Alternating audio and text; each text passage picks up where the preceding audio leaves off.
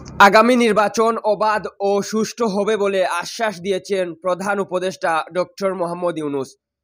শনিবার ৪ জানুয়ারি রাষ্ট্রীয় অতিথি ভবন যমুনায় ব্রিটিশ এমপি রূপা হকের সঙ্গে সাক্ষাৎকালে এই আশ্বাস দেন তিনি।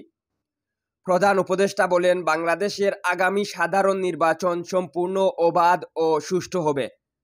গত ৩টি নির্বাচনে জনগণ ভোট দিতে পারেনি।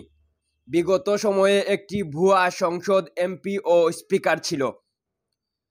সারা দেশের মানুষ এখন তাদের কণ্ঠস্বর ফিরে পেয়েছে। তাদের কণ্ঠস্বর জোর করে কেড়ে নেওয়া হয়েছিল।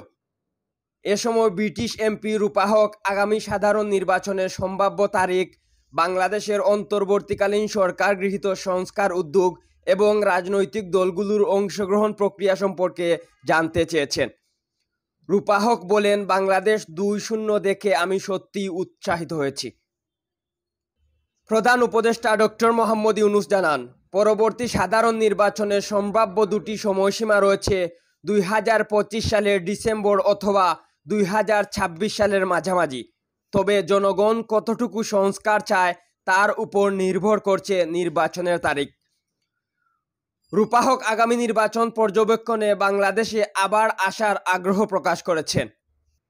এ সময় জুলাই মাসের গণ-অভ্যুত্থানের সূচনা এবং ক্ষমতাচ্যুত প্রধানমন্ত্রী শেখ হাসিনার শাসনামলে জনগণের উপর নিপীড়নের ঘটনাগুলো তুলে ধরেন প্রধান উপদেষ্টা। সাক্ষাৎকালে ঢাকায় নিযুক্ত ব্রিটিশ হাইকমিশনের ডেপুটি কমিশনার ও ডেভেলপমেন্ট ডিরেক্টর জেমস গুলম্যান উপস্থিত ছিলেন।